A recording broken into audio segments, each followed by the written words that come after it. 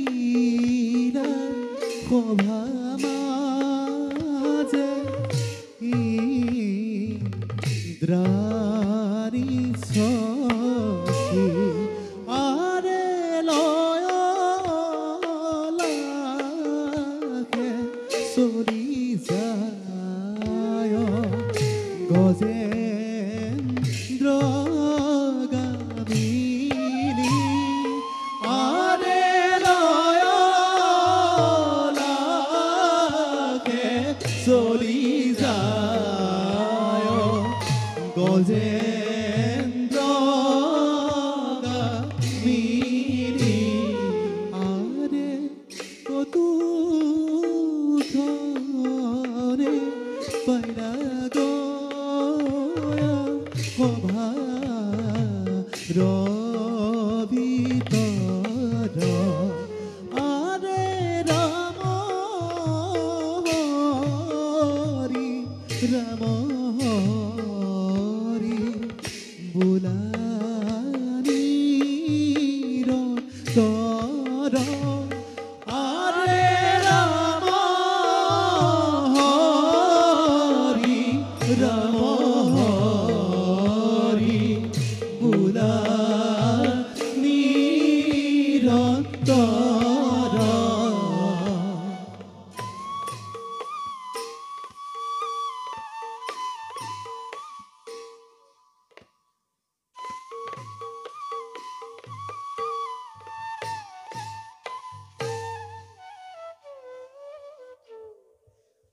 ইন্দ্ৰাণী সচিময় স্বৰ্গৰ ৰাণী ত্ৰৈলোক্যৰ শ্ৰেষ্ঠ সম্পদৰ গৰাকী ত্ৰেবেন্দ্ৰ মোৰেই স্বামী জগতৰ সকলো নাৰীৰ ঈৰ্ষাৰ কাৰণ মই কাৰণ মই হলো ইন্দ্ৰাণী সচি কিন্তু এটা কথা মই নুবুজো স্বামী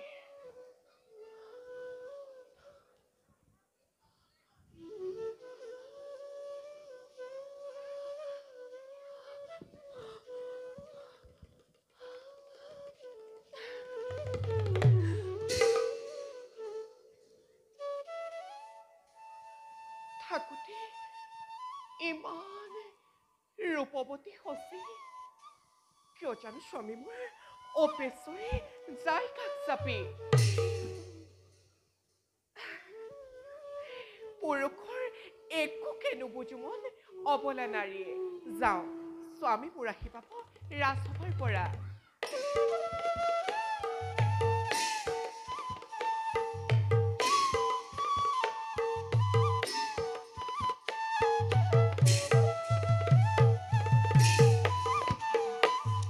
ও হৰি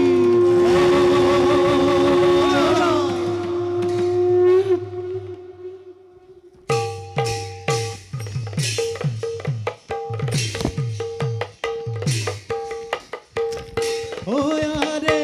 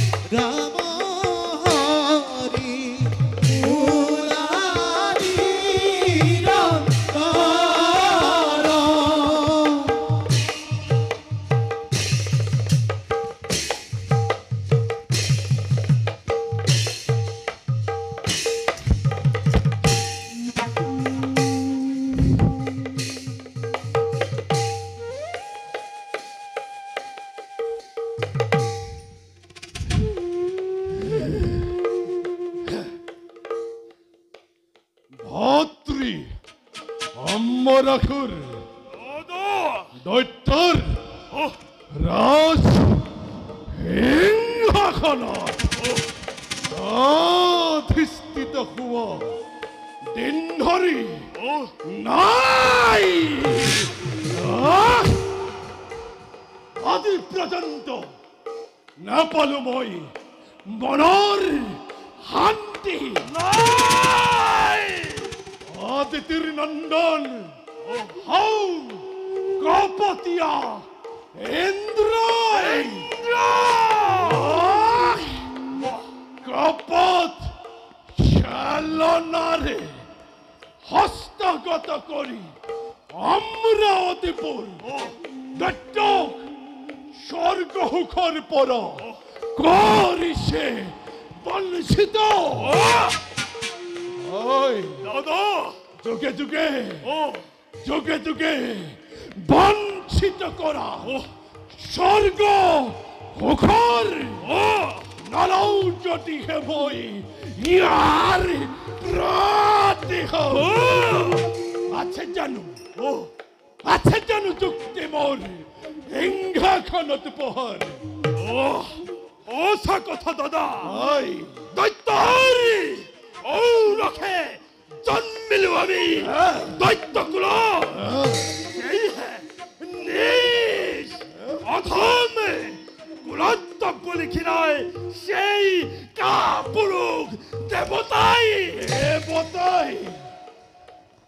দাদা হয় এতিয়াই অমৰাৱতী কৰি আক্ৰমণ ধ্বংস কৰি ইন্দ্ৰত্ব দেখুৱাও দানৱৰ শক্তি কিমান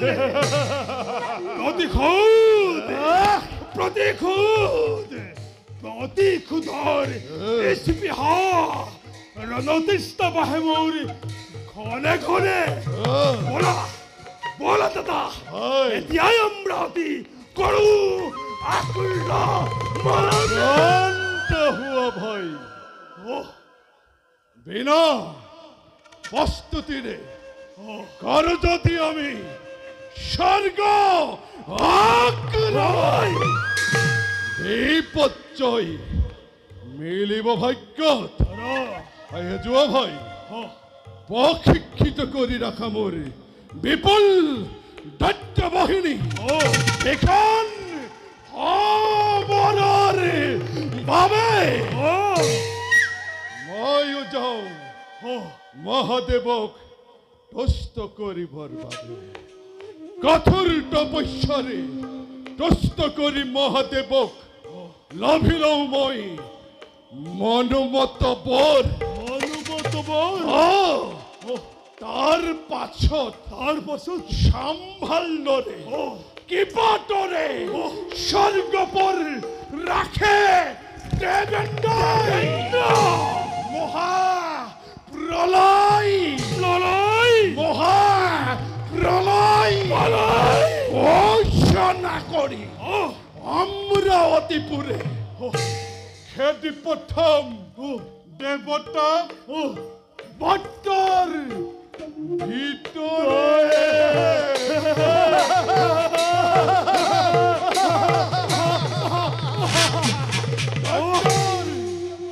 বিজয়ৰ ৰক্ত নিশান পৱনৰ লহৰে উৰিব অমৰাৱতী পুৰা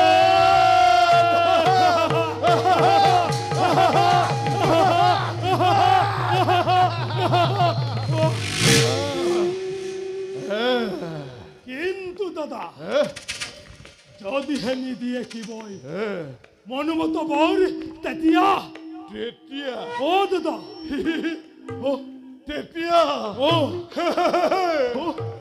এ ভাই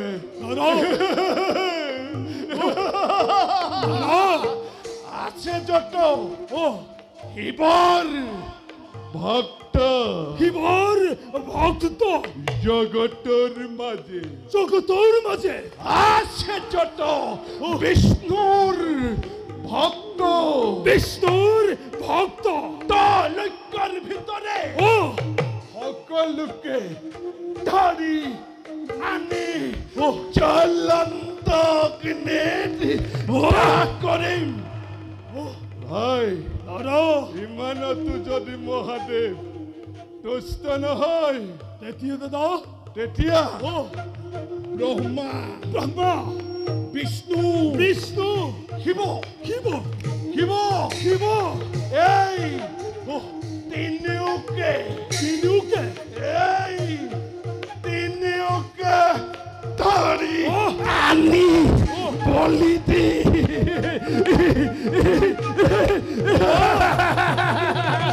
যজ্ঞকুণ্ডত মই হ'ম তুমি হ'ব ব্ৰহ্মাণ্ডৰ জাগ্ৰত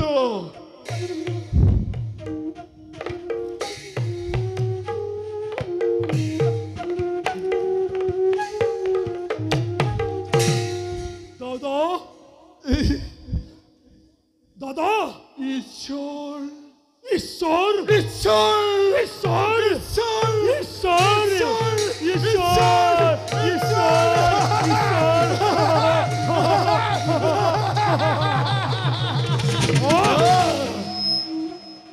উত্তম অতি উত্তম দাদা হয় কিন্তু দাদা হা? সদ্যহতে হিংসাৰ তুমি নলবাশ্ৰয় হা?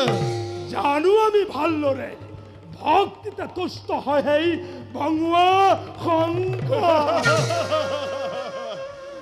হে দাদা হয় যোৱা তুমি শিৱ আৰাধনাৰ হেতু মই যাওঁ নিজ কৰ্তব্যতে অগ্ৰসৰ বলা ভাই অ কালিলৈ প্ৰভাততে যাত্ৰা কৰিম মই অ শিৱ অ আৰাধনা হেতু অ ওম নম শিৱায় ওম নম শিৱায় হৰ হৰ মহাদেৱ হৰ হৰ মহাদেৱ হৰ হৰ মহাদেব হৰ হৰ মহাদেৱ হৰ হৰ মহাদেব হৰ হৰ মহাদেৱ মহাদেব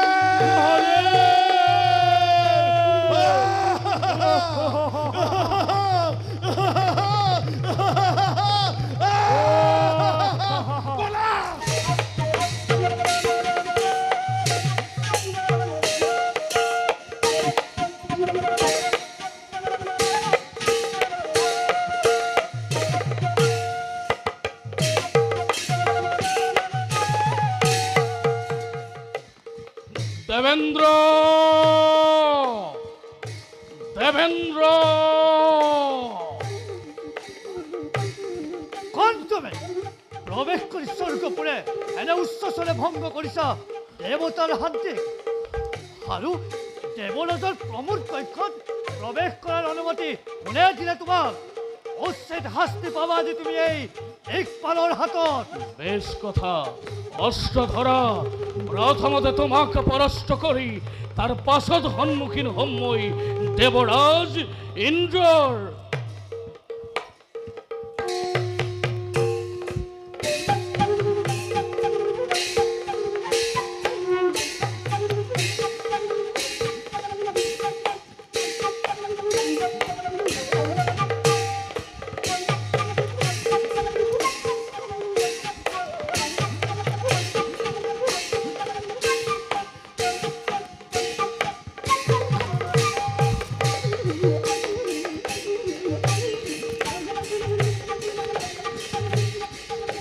অবধান কলৈ পলাবি হেরৌ মূর্খ দেবতা হপ্তাও ভেদি বান প্রহার করি এই মুহূর্ততে মই করিম ধরা খাই সপ্তভেদিবান ও হেৱে ৰজা দখলত ক্ষান্ত হওক ৰজা দখলত আমি দিকপাল দেৱেন্দ্ৰৰ সেৱক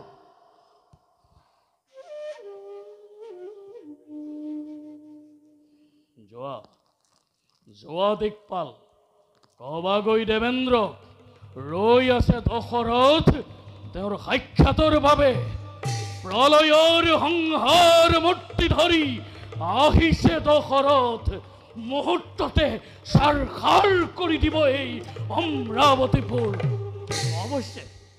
অৱশ্যে দেৱেন্দ্ৰক জনাম আপোনাৰ আগমনৰ বাতৰি খন্তেক অপেক্ষা কৰক দেৱতাৰ অতিথিশালাত অপেক্ষা বেশ অপেক্ষা করিম মই, কিন্তু ক্ষণিকর ভাবে অবাগই দেবেন্দ্র ধৈর্যচ্যুতি নঘটাই যেন এই রাজা দশরথর।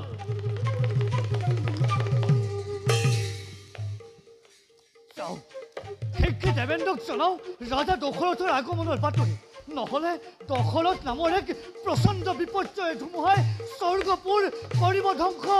দেৱৰাজ! দেৱৰাজ! দেৱৰাজ!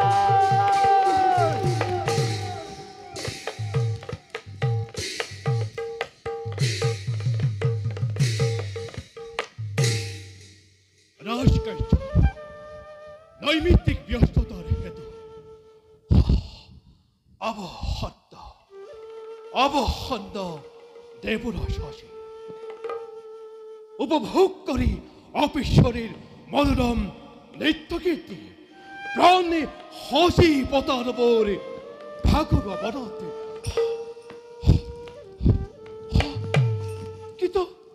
কিন্তু এয়া কি দিকপাল দিকপাল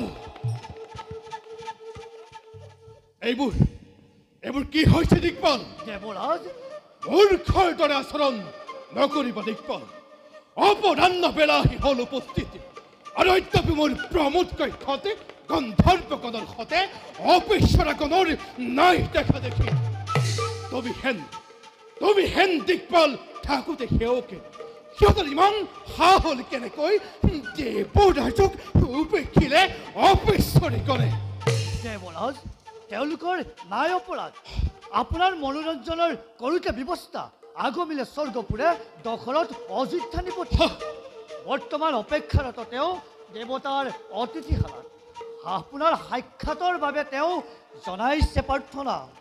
দিকপাল, দেৱৰাজ! প্ৰবোধৰ সময়ত কাকো দখৰে সাক্ষাৎ দেই দেৱ পুৰন্দৰে আৰু নিশিৰ মই দশৰথ নামধাৰী কোনো মৈত্ৰৰ নিপতি কি? পৰাক্ৰমী সূৰ্যবংশী দশৰথ মৈত্ৰৰ নিপতি প্ৰধান, জানে তেওঁ সপ্তভেদীবান। কি হলা দিকপাল? জানে তেওঁ সপ্তভেদীবান? সপ্তভেদীবান।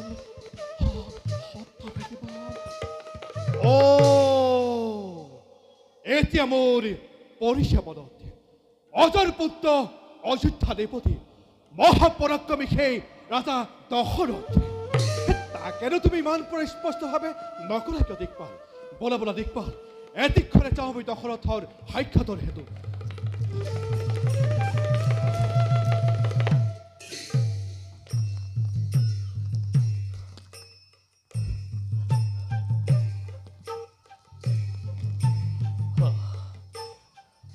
গ্ৰহণ কৰে দেবতাৰ আতিথ্য অহানাই দশৰথ এই স্বৰ্গৰ সুখ ভোগৰ বাবে মোক লাগে মোৰ ৰাজ্যৰ সমস্যাৰ সমাধান। মহান ইক্ষাকুকুলৰ নিপতি ৰজা দশৰথ দেৱৰাজে আপোনাকে জনাইছে প্ৰণিপাত। প্ৰতি নমস্কাৰ দেবেন্দ্ৰই কৰিব গ্ৰহণ। বাৰু কওকচোন হে মৈত্ৰৰ নিপতি প্ৰধান, কিবা দৰে দেবেন্দ্ৰই আপোনাকে কৰিব সাহায্য? সাহায্য? হয় ৰাজন।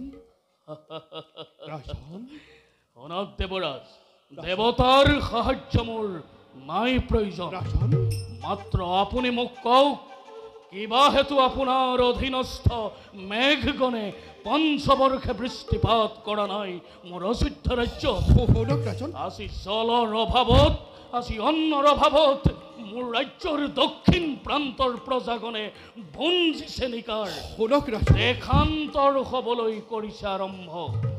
শুনক দেৱৰাজ, নকৰে যদিহে আপুনি ইয়াৰ যোগ্য প্ৰতিকাৰ, তেনেহ'লে জানিব অমংগল সন্নিকট আজিয়েই অমৰাৱতীপুৰৰ।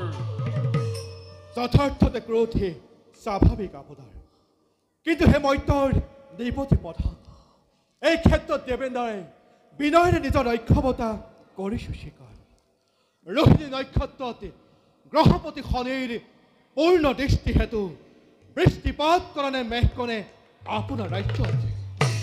সেয়েহেতু ৰাজন, আপুনি গমন কৰি গ্ৰহপতি শনিৰ পাশে অনুৰোধৰ সুমধুৰ বচনেৰে ব্যাহত কৰক শনিৰ পূৰ্ণ দৃষ্টি ৰোহিণীৰ পৰা। অনুৰোধ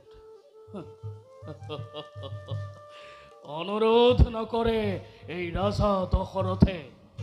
গ্ৰহপতি বুলি মই নকৰো পূজন।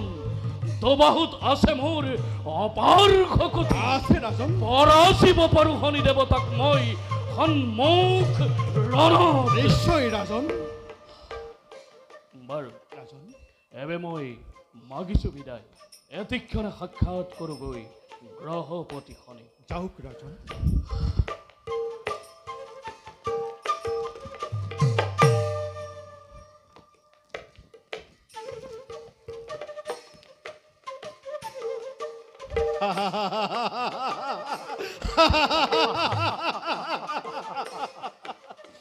যাও যাও হেৰো অহংকাৰী অধ্যত ৰাজন। শনিয়ে শনিয়ে জনাব তোক যোগ্য সম্ভাষণ। বলা দিকপাল, দেৱৰাজ অপেশ্বৰীৰ নৃত্য গীত আমি কৰোগৈ উপভোগ। দেৱৰাজ দিকপাল, খুৰা যদি নাথাকে লগত আনন্দ লভিব জানো কেৱল অপেশ্বৰীৰ নৃত্য গীতত? দিকপাল, দেৱৰাজ যথাৰ্থতে প্ৰকাশিলা তুমি বৰ বৰৰ ভাৱনা। বাৰু বলা দিকপাল, সুমধুৰ সুৰাৰো তুমি কৰিবা ব্যৱস্থা।